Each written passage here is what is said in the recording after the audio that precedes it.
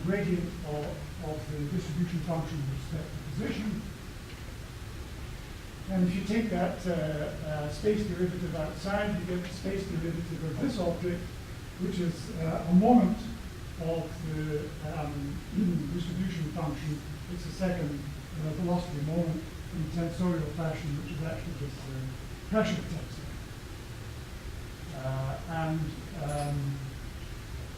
At least that's the case if there's no streaming velocity, because I have to distinguish moments from dispersions to make this here. And then it's the velocity distribution is isotropic. One obtains an isotropic tensor for the pressure tensor. And so this thing is simply a delta, a Kronecker delta times the gradient of d. So similarly, you can deal with the second term with the moment equation. And the result, the second term is, this one here. And the result is basically what one thinks of as being the hydrostatic equilibrium equation. So the gradient of the potential, which is what I basically derived here, is against the times the negative gradient of the cluster potential. And it's one of the gene equations of stellar dynamics. And here, very little has been said about the distribution function. I mean, the isotropic is something which was built in here, and even that can be generalized away. So this is a non-parametric way of writing down something which is a good deal simpler than the Boltzmann equation itself. And this set of equations, the gene set of equations, is often used for the construction of non-parametric models which link observational data about star clusters, because one has essentially the velocity dispersion here. It's obvious that's where this pressure tensor came from. One also has the density here and also the potential. So if you somehow can use your observational data, for example, on the surface density or surface brightness of your cluster, to infer the density, and that makes an assumption very often that the light and the cluster is actually representing the mass density, then you can infer the potential, and you can try and solve this and see that the resulting velocity dispersion fits the observed data on the velocity dispersion profile. And this, in a nutshell, is how people try and determine the masses of intermediate mass black holes and globular clusters. So this is not exactly a big industry, but a significant one at the present time. Then there's a scheme which I know even less about, and one which I've hesitated to dig into because I think it's full of technicalities which the experts know how to deal with, but a beginner would. And I don't have the computational tools for dealing with it. It's called Schwarzschild's method. I have a reconnection of this actually. That just occurred to me because in 1975 I went to Princeton for 3 months, and just along the corridor, Martin Schwarzschild, he was working on this scheme. And he told me once that, he made his name, of course, in stellar evolution. And he told me at this time that he realized that stellar evolution was becoming a young man's game. And by this time, he was kind of my age now. And he decided that stellar dynamics was an old man's game. But I shouldn't say that, actually, because there are lots of young people here who should get interested in stellar dynamics. Nevertheless, that was Martin's take on the transition from stellar evolution to stellar dynamics.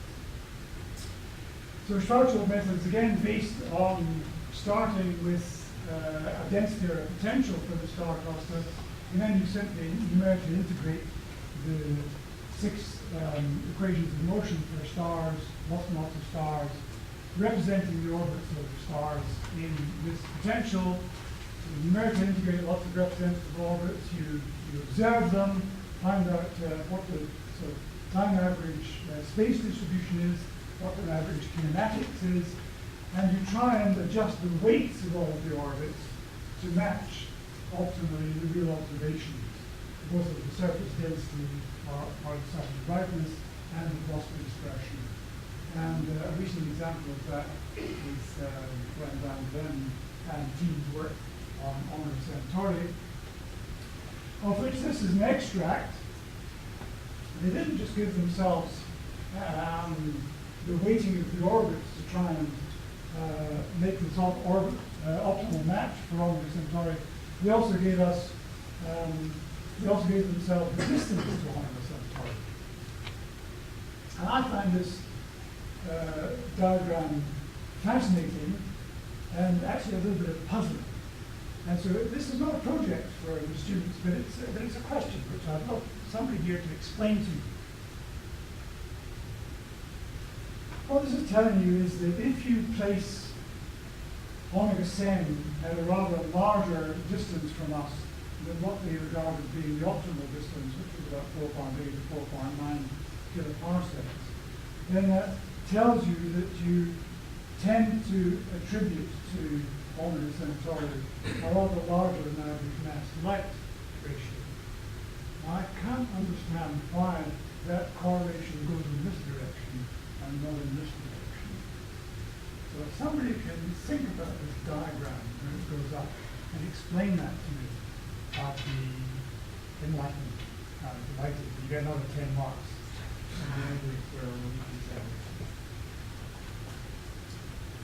So what I'll do now with my food. I'll put it in my pocket. Okay. Now I'm going to push on, if that's all right. This clock is wrong, so I can't. The time is 1:15. So we have 15. 15. I mean, this is more or less where I intended to be at this point, because I said that the first section of my lecture was a little bit shorter than the others. This is probably the biggest section of the lectures, and you can see why there's such a lot to talk about. So this is dynamical evolutionary model. And this is one of our best, I guess, plus the actual doing of the modeling. But it's different from the snapshot modeling. I mean, when I was talking about the snapshot modeling, I said nothing about what happened to the cluster in the first 12 billion years of its existence. And I said nothing about what was going to happen to it from now on. And they say that's unknowable and uninteresting, but certainly the evolution up till now is interesting. And it's the subject of evolutionary modeling. And basically, if you start with a real star cluster and try and do evolutionary modeling, there are these 4 basic approaches to trying to do this.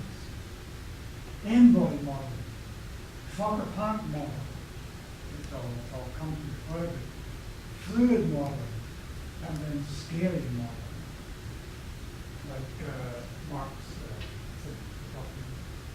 But this is such a big subject.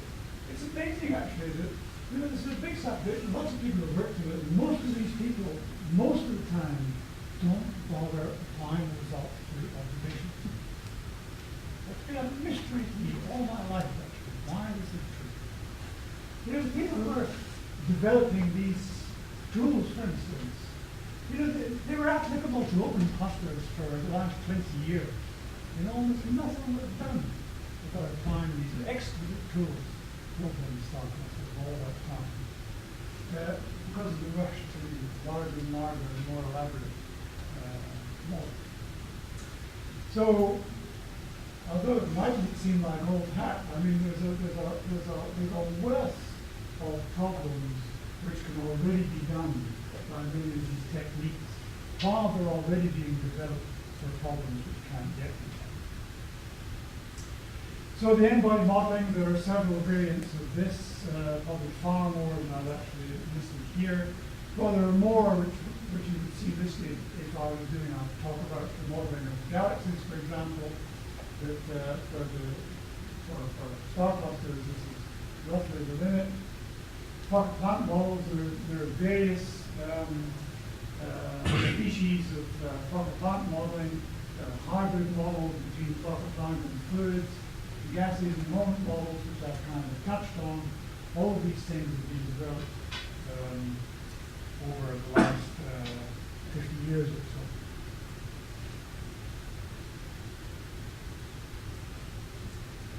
So now I'm going to pitch in the Fokker-Planck equation.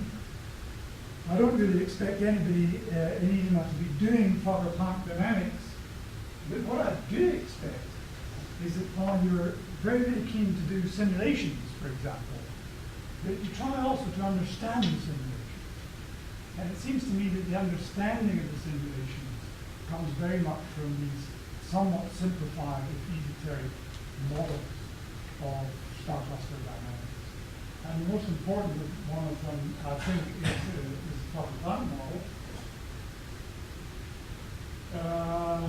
Remember, I started an hour ago with collision with Boltzmann equation, which is assuming that the stars move in a certain smooth potential U, which only depends on the position of the star. But actually, of course, a star in a star cluster is attracted by all the stars around it, and actually depends in detail on the positions of its neighbors, as well as on the bulk distribution of all of the stars. And the Fokker-Planck equation is designed to try and build a basic model of the effect of the neighbors on the acceleration of the star. Now, there's a picture of this which goes back to Jeans, I think, who saw this, the effect of these neighbors is causing lots and lots of small changes to the energies which I previously assumed were constant. So as a star moves around the star cluster, it jiggles a little bit by its neighbors, and these jigglings cause a sort of diffusion in energy and also in angular momentum. And at first I wasn't going to do this, but I thought I'd better do something about analyzing the effects of these jiggles. And I've written down here a formula for the change in the energy in one encounter between two stars. So let me just go over here and describe what I'm learning about. So you imagine there's a star here which is instantly going around the star cluster, and it encounters another star which passes by and then passes on. And so the effect of the gravitational attraction of that passing star changes the energy of this star here. And I'll just include the change in the kinetic energy of the star. And so to work that out, you have to work out the change in the kinetic energy per unit mass after the encounter minus the kinetic energy before the encounter. And if you do that, you get this exact formula here, which tells you that the square of the change in the energy is approximately given by the square of this object here, because I'm always going to be assuming that the size of the change in the velocity of star 1 is much less than the velocity of star 1 before the encounter. Now, it's very easy to figure out, roughly speaking, what this change in velocity is, because at a distance of closest approach here, which I'll call p, which is, I'm also going to call the impact parameter, not quite the same, but as long as there's not much deflection here, it's very nearly the same distance of closest approach. So typically, the acceleration due to this passing star is gm over p squared, and if this thing is passing with a velocity v relative to the velocity of this object there, the duration of this encounter is approximately p divided by v, and that gives you the change in the velocity of the star here, approximately. So you get gm over p times v. So the square of the change in the energy is given by roughly this formula here. And if we assume that all the velocities are of the same order of magnitude, I've gone from twiddles equal to twiddles here. So, coefficients don't matter anymore. And this will do well enough. And then I'm simply going to take into account the fact that this star, first star here, is being encountered by other neighboring stars moving in from all sides. And so if you work out over duration t, the sum of these changes, and why one would do that is something which one would have to expand in a bit more detail, but this is imagine one does this, this is one would for a random walk kind of calculation, because that's what the thinking about this is all about. You basically have to multiply this thing here by the number of encounters which take place in time t. And that depends not only on the time t, but on the number density of stars. There's also an extra factor of a velocity or a speed here, because the faster you move through the stars, the more encounters you have.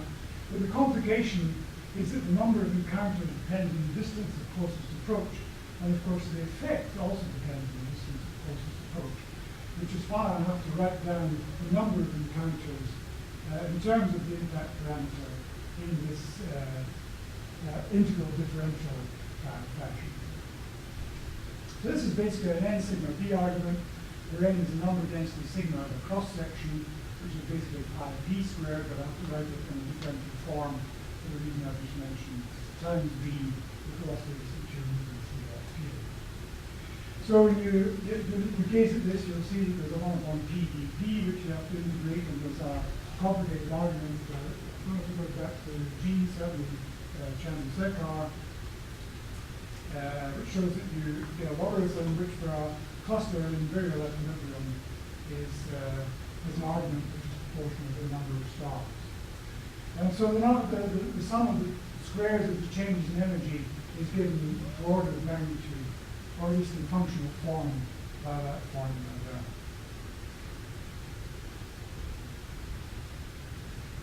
So that's the formula which I've just told you. And so if you think of this as being the sum of the squares of the changes in a random walk, the cumulative effect of these changes becomes comparable with the energy of the star itself. When this is true, that is, the energy of the star will be comparable to the square, to its kinetic energy, which is proportional to the square of the speed. This is proportional to the fourth power of the speed. And that means that these two things are comparable, where this time t is given in functional form by this formula here, which is an estimate of the local relaxation time. You can find out much more carefully than in the usual sources. Now this is a very local estimate, because it depends, if you look at it properly in terms of the velocity dispersion, it also depends on the number density, and these things vary from place to place in a star cluster. So often one needs a global estimate of the relaxation time, which is what I've essentially computed here. And that's given by a formula really from Spitzer and a student like Hart by 1970. And the conventional coefficient form 1C8. The important thing to remember, I think, is the proportionality to the 1/2 power of the number of stars, the 3/2 power of the size of the system, here the half-mass radius, and also this thing, the so-called Coulomb logarithm, which is inherited from that logarithm down here. So that lambda, the argument of the Coulomb logarithm, is proportional to the number of stars in the system in variable balance. Yeah, so this effect of encounters on the energy of stars is the process of two-body relaxation. This is estimated its local time scale. This is an estimate of its sort of a global figure for its overall effect time scale. Okay, but that doesn't tell you how to model these two-body encounters in an equation like this, which ignores the two-body encounters. But there's a Fokker-Planck equation which goes back in this context again, I think, to Chandra-Sekar in the 1940s or so, in which one introduces a so-called collision term, and basically the effect of this term is to change f, whose time derivative is given here, on the time scale of the relaxation time. And also the form of this so-called collision term is a diffusion term, because I've tried to use the word diffusion or random walk to describe the effect of the neighbouring encounters already. And we'll see the explicit form of this diffusion term later on, although I'm certainly not going to derive it. It's quite a long business. This is probably quite a good place to draw to an end. I mean, I'm not going to quite finish with this slide, but it's a good place to be, because remember when I was doing the equation with Boltzmann equation, the first thing I did was to talk about time-independent solutions, or equilibrium solutions. And now that we've got this new term on the right-hand side, one might ask the same question. What are the time-independent solutions of this equation here? And I only know one. And it's the isothermal distribution. It's a sanity check of any decent collision term in stellar dynamics that it should vanish if the distribution of energies is got the Boltzmann distribution. Obviously, you can have another factor in here and another factor in here, but it's basically scalable to this form. So this is a steady state solution of this equation. And it's the only one I know. Trouble is it's got infinite mass, not very good for star clusters. But it does resemble the King model for being deep down in the potential well of the King model, which is one of the reasons why the King model has got such fame. Interestingly enough, when you look at this, the distribution in phase space is e to the minus 5, or u, which is the smooth potential minus a half v squared. So one again has Maxwellian distribution of velocities with a uniform velocity dispersion. So that's the same at all points in your isothermal model, which is why it's isothermal, of course. But the interesting thing about the isothermal model in the context of applying it to star clusters is it guides our intuition about the stability of these models under the effects of encounters. And that's been an abiding issue in star cluster dynamics in the evolutionary context.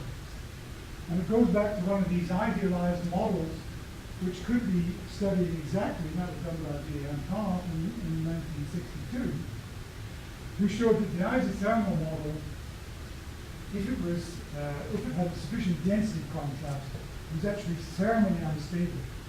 It's dynamically stable. And if you set it up in an n-body simulation, you wouldn't be able to do anything for a long time. So it's thermodynamically unstable on the time scale of the relaxation time. And I think this is probably a good place to start. And I'll free you now to think about the problems on this end. Why does the correlation go in that direction? So I don't understand it. And then we'll face the problem of coming along.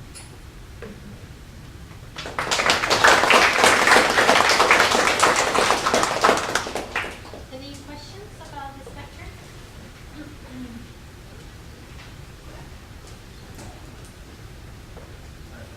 Sure. Any students actually have questions?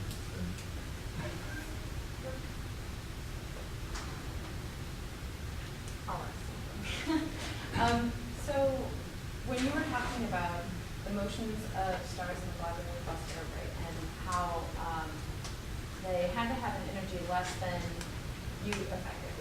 So stars that are high angular momentum then would, in that coordinate system, would have to have low random energy. Is that correct?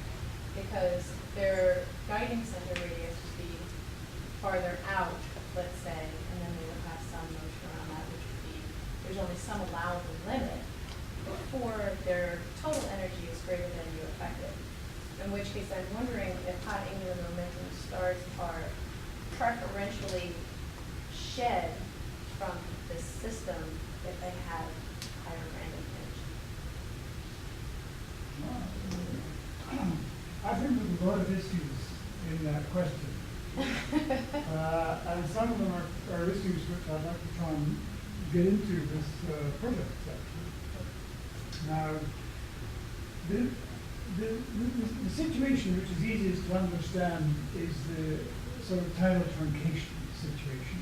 where you assume that there are no stars outside the tidal radius, and the only place you can have stars is inside.